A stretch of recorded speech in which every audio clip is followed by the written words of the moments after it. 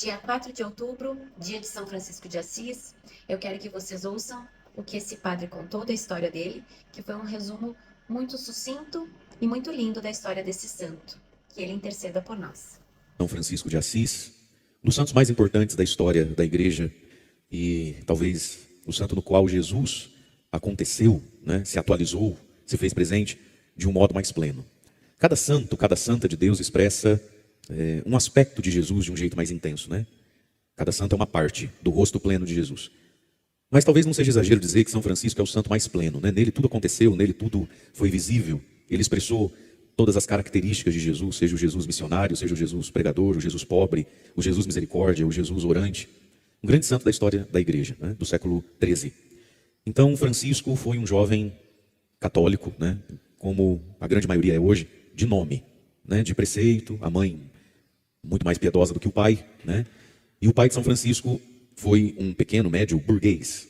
Burguesia é uma camada, é um social, né? Uma classe social do início da Idade Média. Dá uma ajeitada no som, Daltônio, faz favor. Do início da Idade Média, os homens que não eram nem pobres, escravos, nem ricos de sobrenome, não nasciam nobres. Mas por causa do início do dinheiro, dos comércios, ficaram ricos. E aí compraram terras, títulos e coisas assim.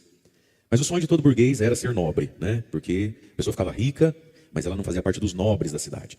E o pai de São Francisco queria que Francisco fosse nobre, né? Queria que o menino fosse rico e que ele conquistasse títulos de nobreza, né? Fosse aceito entre os nobres de Assis.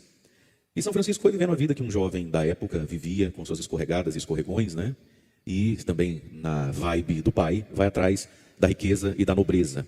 E para conquistar os títulos de nobreza, haviam as guerras. A Itália de então não era a Itália de hoje, era toda dividida e picotada em pequenos reinos, né? Que viviam em guerra entre si, enfim. E nessas guerras, Francisco foi participar de uma. O pai comprou para ele então uma armadura, um cavalo, alguns escravos, para ir com ele para a guerra. E lá então ele voltar, né? O lado deles ia ganhar, e ele ia voltar com alguns títulos de nobreza e algum pouco mais de terra. E nessa guerra então ele é preso, ele é capturado, feito refém. O pai dele tem que pagar uma alta quantia para ter Francisco de volta. E é nessa cadeia, é nesse fosso que ele fica com outros jovens e outros soldadinhos lá, onde muitos vão morrer, que ele encontra no bolso de um pequeno livreto, o Evangelho de Mateus. E ele começa a ler o Evangelho, que ele já conhecia em parte, porque ele ia à missa com a mãe dele, ele escutava lá o Evangelho.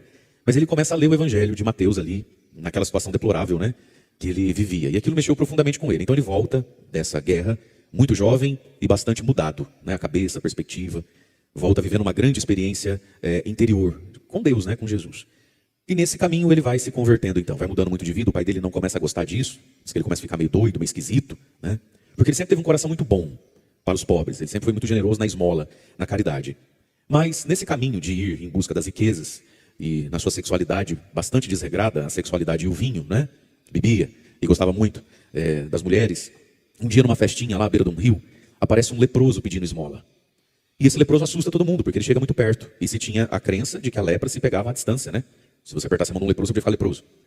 E Francisco, já meio bebo, trata muito mal esse leproso. Ele bate no leproso, meio que espanca o leproso, porque fica nervoso, onde já se viu o leproso chegar tão perto assim, né?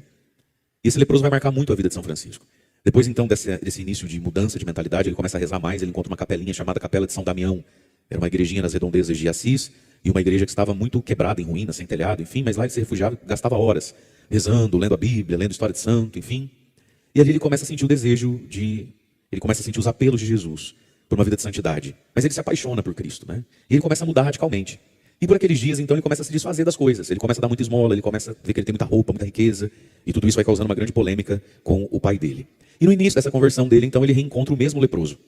Que está mais leproso ainda, porque a lepra progride, né? Vai comendo a pessoa. E ele, tomado de uma ação do Espírito Santo, de uma profunda caridade, né? Dentro do seu coração, ele vai pedir perdão ao leproso, ele abraça o leproso. E o leproso resiste muito porque achou que ele ia apanhar de novo, né? Mas Francisco abraça o leproso. E aí ele beija a lepra do leproso, a lepra do rosto, da face do leproso. E ali então ele dá esse passo de se desprender de tudo, né, de todos os seus bens materiais e viver como um eremita, como um monge, enfim, né?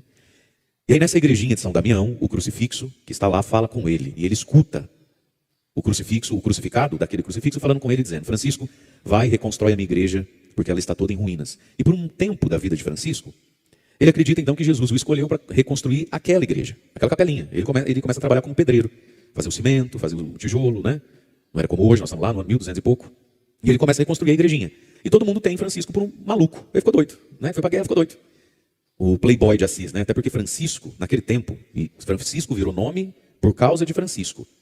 Francesco era um jeito dentro do italiano de então e dos dialetos de chamar alguém de francesinho. Porque Francisco ia à França com os burguesinhos de Assis tacar o terror, né? Iam para as baladas ali na região, na divisa da França. Então quem muito fazia isso, essa galerinha que vive no Porto, Saveirinho Branca, conhece? Compra uma Saveiro Branca, rebaixa, bota aquelas cornetas atrás, pufa, pufa, pufa, pufa, pufa. É isso? Senta aqui com a novinha. A gente chama hoje de playboy, né? Chama de, enfim, dessas coisas. Naquele tempo se chamava de francesinho, que é de onde vem o som Francesco. Então Francisco nem era nome direito, né? Era quase um apelido. Se usava esse nome para falar dos meninos que eram terríveis, né? Então todo mundo tem que ele ficou maluco, né? Que ele ficou doido. E ele começa essa vida de oração, de penitência, e nem ele sabe direito qual é o destino disso, né? Na vida dele. E ele começa a atrair muita gente ao redor dele. E ele vai morar com os leprosos, vai morar no meio dos pobres, né? E lá ele vive, lá ele come, e lá ele cuida das pessoas, e lá ele começa a mendigar. Ele anda em Assis agora, vestido com aquela roupa que a gente conhece, né? Que à época era a roupa dos miseráveis, aquele hábito, né? Era a roupa de quem vivia nos lixões da cidade. E ali então ele começa a andar na rua e mendigar em favor desse tipo de gente, que não tinha o que comer, não tinha o que vestir. Ali ele apanha, ali ele é humilhado, ali as pessoas derrubam ele no chão, né? Mas ao mesmo tempo, alguns amigos de Francisco são profundamente tocados por essa mudança que acontece nele, né? E começam a querer segui-lo. Em torno dele, então, começa um grande movimento religioso inédito na igreja. Nem convento eles tinham, nem casa para morar eles tinham, não tinham nada, né? E nem São Francisco tinha uma regra, uma ideia. Ele só vai vivendo o evangelho à letra, né? Como ele dizia, viver o evangelho à letra. E nesse caminho ainda, discernindo todas as coisas, um dia ele vai à igreja, ele vai à missa, e o evangelho era Mateus capítulo 10, quando diz assim, Jesus começou a enviá-los 2 a 2, dizendo, né? Não leveis cajado, nem duas túnicas, nem sandália. E foi ali que ele terminou de se desfazer de tudo. O pai dele começa a perseguir ele. O pai dele quer que ele volte para casa. E o pai dele então recorre ao bispo da cidade. Que naquele tempo o bispo, além de ser, vamos dizer assim, a autoridade da igreja, era como que a autoridade civil da própria cidade. O pai dele recorre ao bispo e diz assim, o senhor não vai fazer nada? Se meu filho me humilha, ele não tem mais onde pôr a cara. Olha o que ele virou. Agora vive no meio dos leprosos, cuidando de pobre, abandonou a riqueza, mora num casebre lá e reza o dia inteiro. Ele está me desonrando, o senhor precisa fazer alguma coisa. Aí levam Francisco até o bispo e o bispo vai conversar com ele como que um julgamento público mesmo. Tem muita gente assistindo a conversa. Para ver se o menino está possuído pelo diabo, se desencapou um fio na cabeça, ou se de fato ele teve um encontro com Deus, né? E o bispo fica profundamente comovido, então, com a fala, com a experiência de Francisco.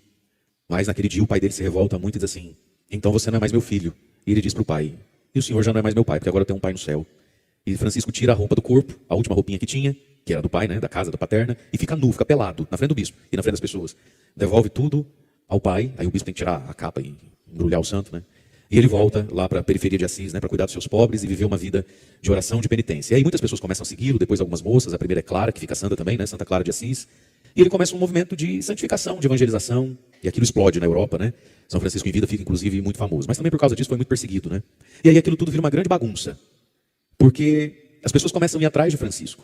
Muitos jovens fazem o que ele fez, deixam riquezas, deixam títulos, para viver aquela vida, porque encontram ali um cristianismo, um segmento de Jesus radical e que sacia o coração. Só que isso tem que organizar isso aí, né? E esse foi o grande sofrimento de São Francisco. Conseguir organizar, escrever a tal da regra, né? E ele teve muita dificuldade com isso, porque ele dizia, a regra é o evangelho, né? Mas quem não é tão santo, e quem não viveu a experiência primeira, vive de fazer pergunta, né?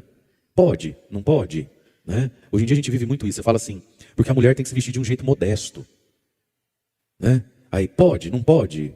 Ah, não sei, minha filha, põe uma roupa melhor. Mas verde é melhor, o azul. As pessoas elas fazem muitas perguntas, elas precisam de uma lei, né? Todos nós, a maioria de nós, somos muito assim. E São Francisco sofre muito para escrever a tal da regra. Aí quando ele escreve uma primeira regra de como eles deveriam viver, ele vai a Roma, né, tentar falar com o Papa, porque a igreja tem que autorizar. E quando finalmente ele consegue uma audiência com o Papa de então, o Papa, umas noites anteriores, começou a ter um sonho, meio que um pesadelo, sonho e pesadelo, do qual o Papa via a igreja, várias igrejas, né, vários templos, dentro de um grande terremoto, onde tudo trinca, tudo racha e começa a cair. Aí nesse sonho ele vê um homenzinho franzino, São Francisco não era alto e era magro, né? Ele era muito franzino, São Francisco. Ele via um homem vestido assim de monge, de religioso, carregando a igreja nas costas. Era como se tudo aquilo que estava caindo, de repente no sonho, estivesse sobre o ombro de um homenzinho descalço, muito pobrezinho, e que era aquele homem que impediu que a igreja ruísse de vez. E ele teve esse sonho algumas vezes naquela semana. Quando Francisco entra para conversar com ele e começa a contar da sua conversão e do que eles queriam viver e do que eles queriam fazer, o Papa então lembra do sonho e reconhece em Francisco aquele homem, vai aprovar a regra de São Francisco, né? E aí, então, são muitos os frades, né?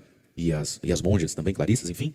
E se começa um grande movimento também de evangelização, daí vai vir Santo Antônio, que vai conhecer São Francisco, também vai dar um passo grande na vida, né? Para evangelizar, para cuidar dos mais pobres e para se identificar com Jesus. E São Francisco se identificou a tal ponto com Jesus, que é o primeiro santo que temos notícias, e talvez não tenha sido o primeiro, mas é o primeiro que a gente tem a notícia, depois dele você tem notícia de vários. Santo que recebeu os estigmas, né, as chagas de Jesus, nas mãos, nos pés e no coração, na última quaresma de São Miguel de sua vida, né, que ele viveu, ali pelo dia 20 de setembro, 18 de setembro, algo assim, né? São Francisco recebe os estigmas dentro de uma quaresma de São Miguel que ele fez.